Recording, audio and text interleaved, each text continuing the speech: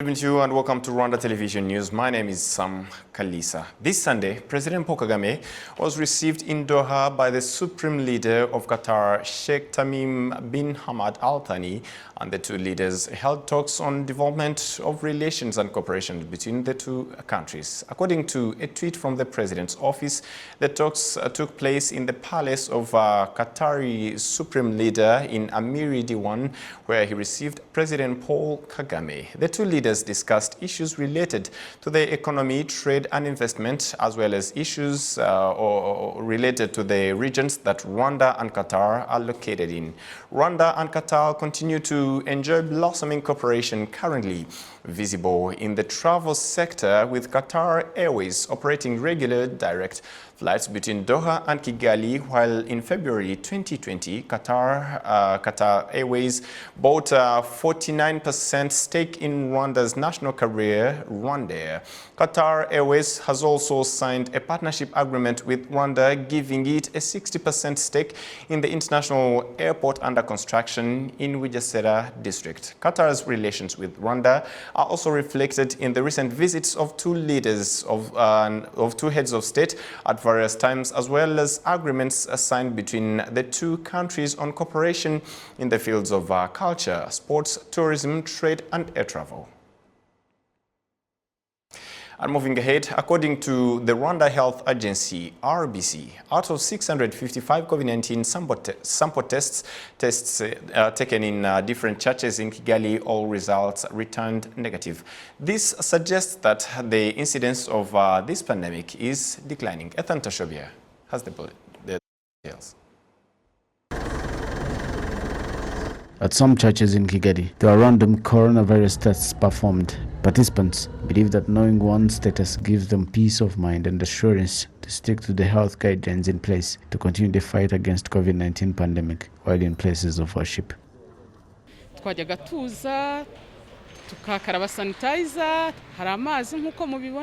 We used to go to church and clean our hands with water and sanitizer before proceeding to pray. But now they have added the component of taking a COVID-19 test. Because everyone is tested, people are sitting comfortably and happy. We thank our government for the steps it has taken. And you have heard that some places of worship have been allowed to congregate every day.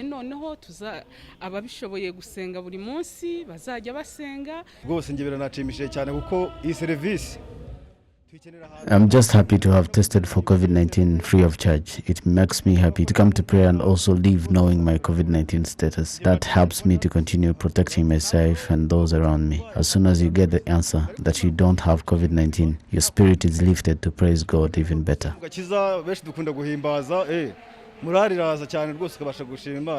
Rwagasore Edson, the head of RBC's National Center for Epidemics, says the prevalence of the disease has been reduced. The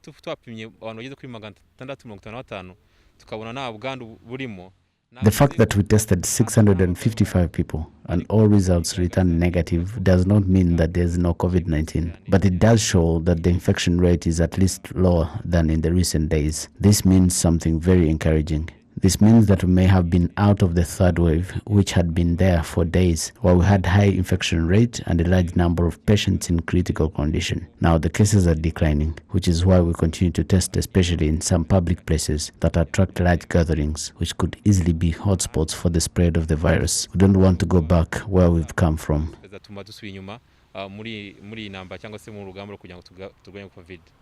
On the same day, at least 170 people received COVID-19 vaccines around the churches where random COVID-19 testing exercise took place. In addition to testing COVID-19 in churches, this weekend, the Rwanda Biomedical Center conducted testing activity in different bars in the city of Kigali, where a total of 672 people, including staff and clients, were tested from 13 bars and all results returned negative. Reporting for RwandaTV News, Ethan Tashobia. Thank you, Tashobia, for that report. Now, still on the issue of the fight against COVID-19, bars were some of the last businesses to be reopened as of the latest cabinet meeting resolutions, and still talking about the reopening of bars and how COVID-19 measures are respected. This evening, we're joined by City of Kigali Mayor, Mr. Prudence Ulwingisa. Thank you, sir, for joining us tonight. Thank you. We can start by asking from previous findings, of course, and inspections that has been carried out in regards to the opening of bars and how they respect COVID-19 preventive measures, since they're regarded as hotspots, plus churches as well.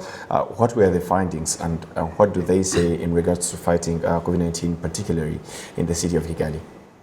Yes, thank you so much.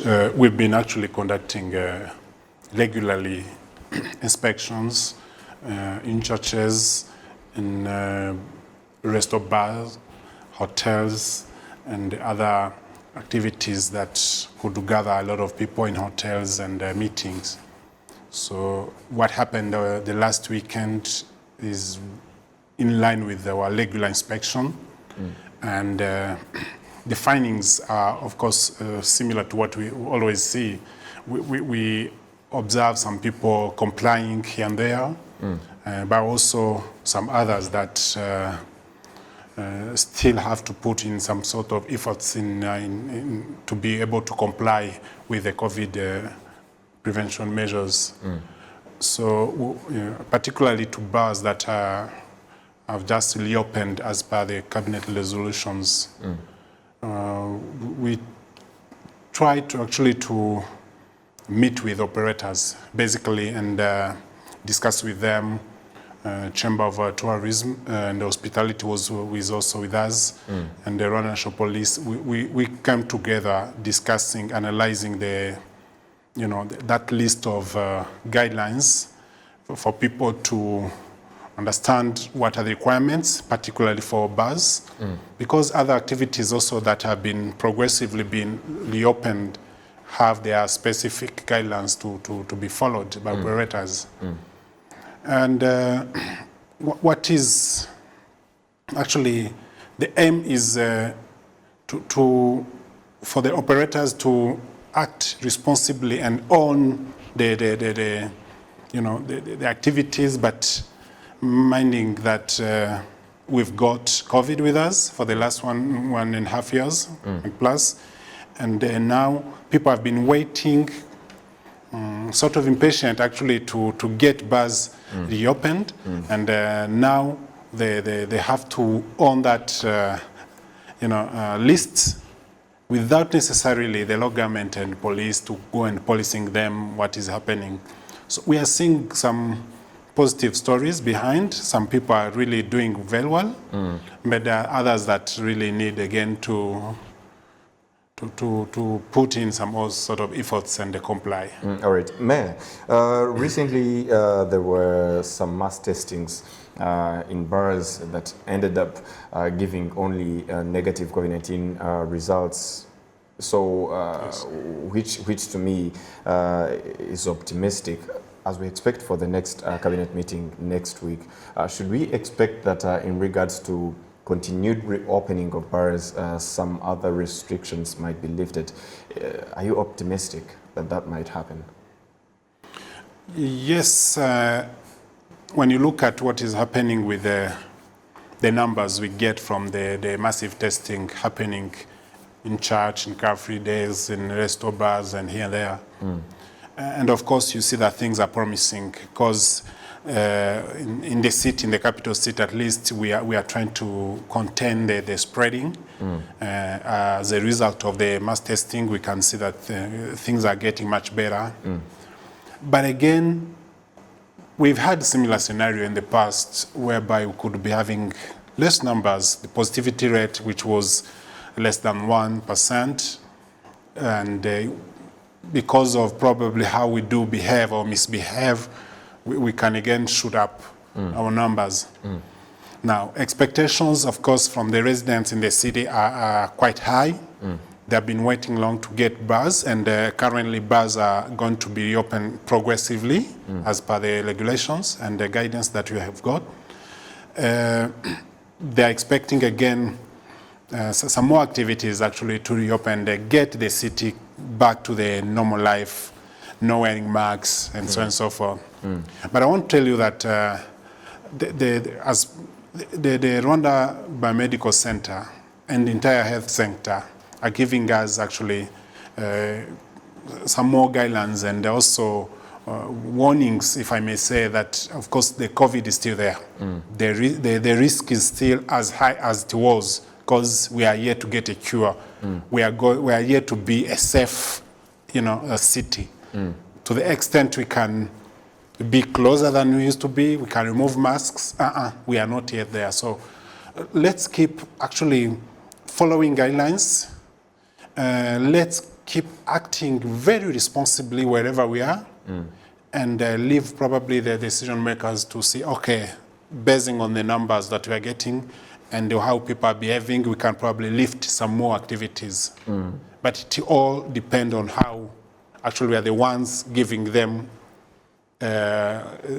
what to talk about on the paper. But if we misbehave or if we behave, again, that is going to inform the next decisions to be taken. As we finalize this short interview, what's your general message to Kigalians as we wait for this week? I said is crucial, as we wait for the next cabinet meeting. Yes. What's your message to Kigalians? The message is the same that we keep saying, that the pandemic is still there. There are good stories that we are seeing because in the city, close to 100% have been fully vaccinated. Residents in the city of Kigali. But it's a city that also still open to business, and people can come from abroad and from other provinces who have not yet attained that percentage of vaccination. But again, it is a matter of owning this journey all together, making sure that we are yet there. The pandemic is still around, and let's behave in a way that tomorrow can be much better. So it's all depending on what we are doing right now. Right. So we shouldn't be really, saying that I've been vaccinated, I've been tested yesterday, therefore I can just, open up to everything. No, we need to be much, actually vigilant, more vigilant than yesterday because of what we see happening around. And the virus is still really changing and also spreading across the world and here as well. All right. Thank you very much for your time, Mayor. Most welcome. Thank you.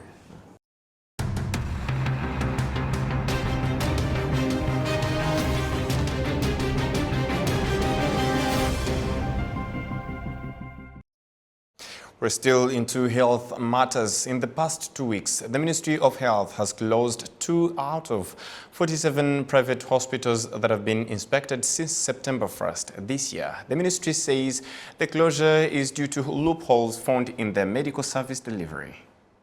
The Ministry of Health says 47 private hospitals have so far been inspected, and 2 of them have been closed due to doubts about the quality of medical care they provide.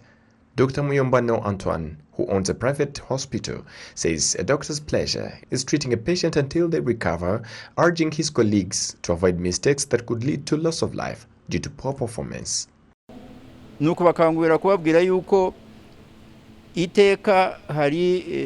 doctor must be having enough knowledge, willingness, values, and must be extra careful as well.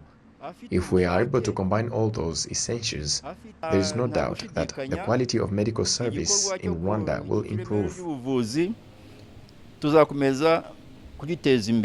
Rwanda aims to promote medical tourism, and this cannot be achieved without quality medical care, according to the head of Clinical and Public Health Services Department in the Ministry of Health, Dr. Corneille Nihabosekili. Rwanda has a strategy to attract the regional and African population to come in Rwanda and seek services as medical tourism. So medical tourism will be based on the quality health services and also the specialized health services. So aiming at quality health services and also inspecting and see what gaps are there and to be corrected and to be fixed is our aim as ministry, and it's the reason why we started those inspections. It will be regular, annual, and we will come next year to inspect those health facilities to see if the recommendation provided will be corrected, and we go in that roadmap to improve our services. Jean-Malik Kalima, an investor in the medical sector, says that medical tourism has already started with people from neighboring and faraway countries. Private sector, we are putting so much effort in acquiring equipment, modern equipment. So today we have an MRI, we have a CT scan, we have a very advanced laboratories, and also have very good doctors. So I'm really very thankful to the government, because today we are also getting more doctors from the University of Rwanda. We used to get a shortage of radiologists. I was really happy to see that in the near future we are going to get radiologists who are going to start interpreting the imaging result. There are 2,040 hospitals in the country, including 315 private hospitals. Among inspected hospitals, 47 are private hospitals, while 44 are public hospitals. The Ministry of Health says it will announce the results of the inspection in the near future. In some suburbs around the city of Kigali, there are people who own land but are not allowed to develop it due to the fact that there is no physical plan for the location. Now, as Jen Mutoni reports, the city of Kigali administration says the council has decided that the issue shall be solved by next month.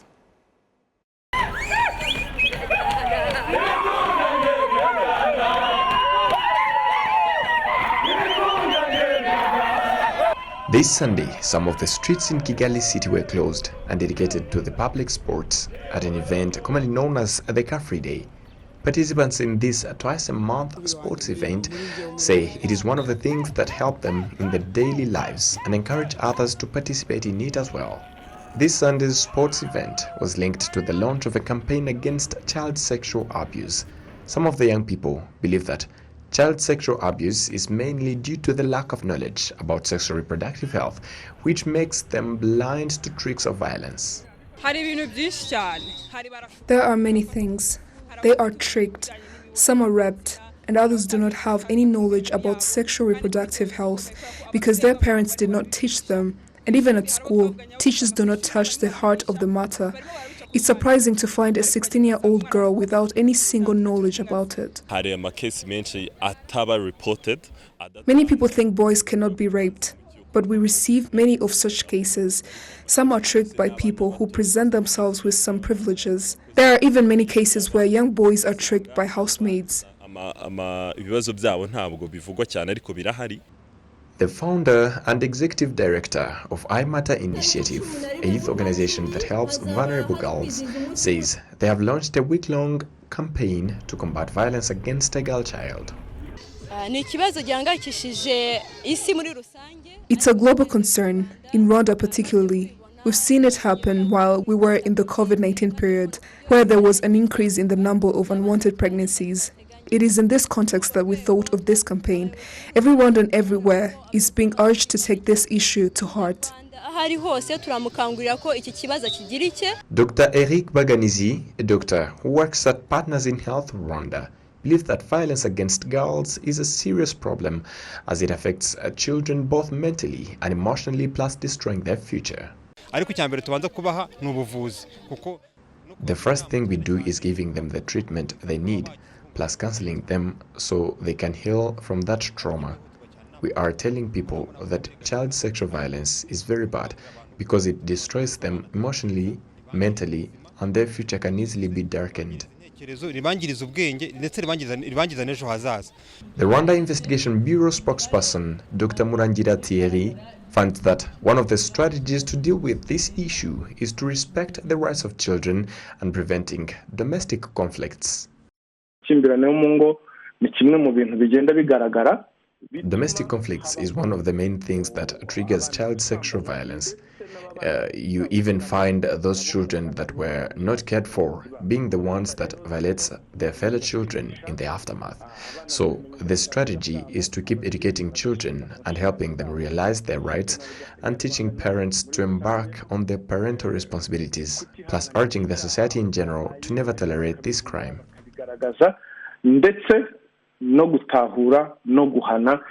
Rwanda Investigation Bureau figures show that over the past 3 years, it investigated 12,840 child sexual abuse offenses. The most vulnerable are girls, at the rate of 97.1%, compared to boys who are sexually abused at the rate of 2.9%. In 2018 to 2019, there were 3,433 child sexual abuse offenses in 2019-2020. These crimes increased to 4,077, and in 2020-2021, there were 5,330 child sexual abuse crimes with 13,485 suspects.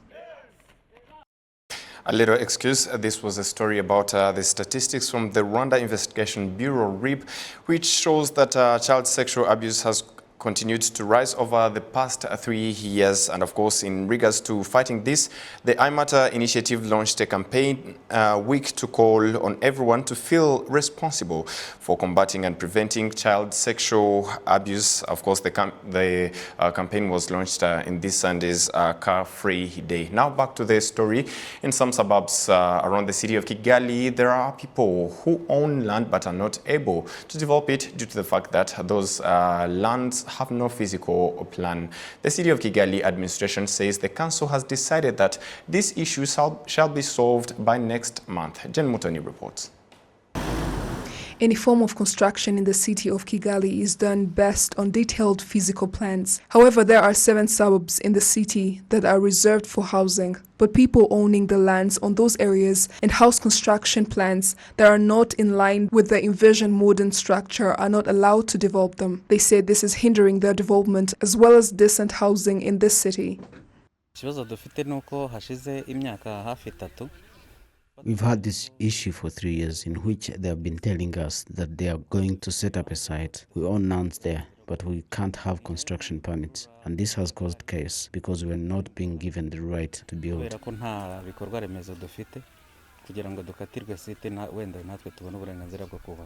Vice Mayor of Kigali City in charge of urbanization and infrastructure, Dr. Hamad says the matter has been considered by the Kigali City Council and that they will have a solution soon.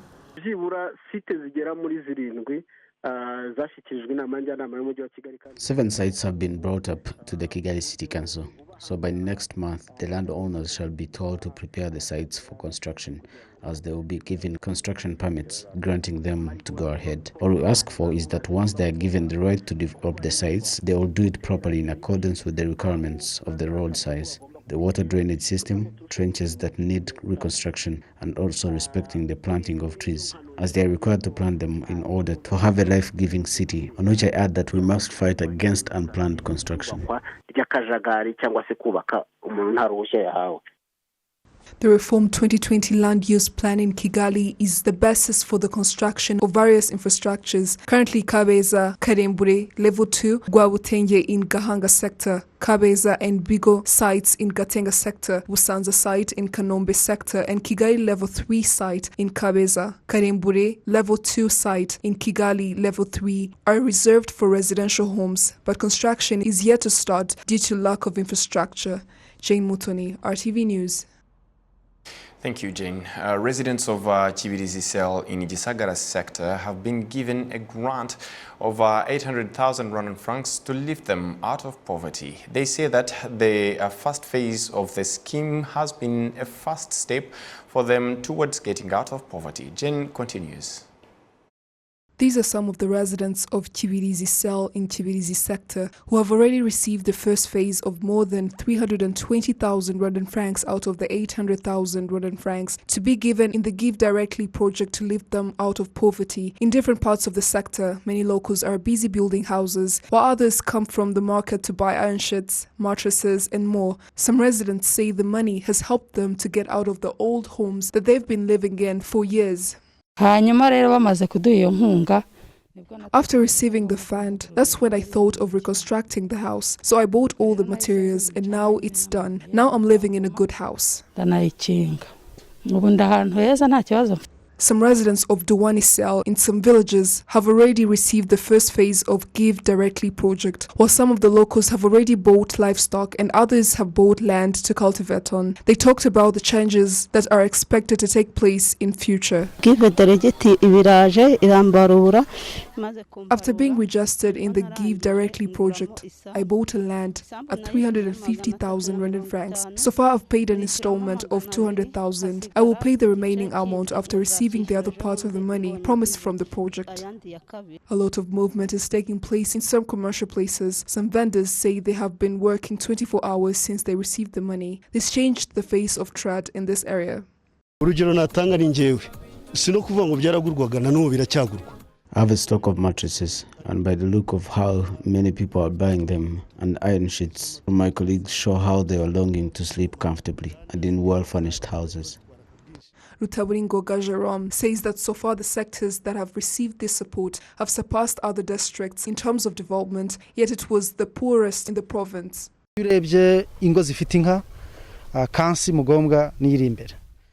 Many residents in these sectors own livestock and well-furnished homes, which means they developed significantly. Finally, there is an upsurge in the entrepreneurship as many have developed their livelihoods through various businesses.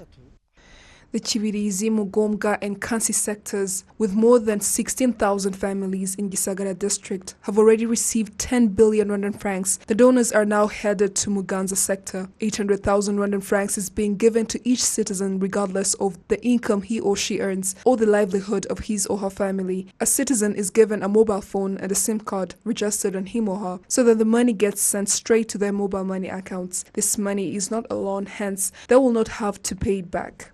Jane Mutoni, RTV News. On behalf of the entire news and technical team that made it happen, thank you very much for being with us. My name is Sam Kalisa. Have a good evening, stay safe and a fruitful week ahead.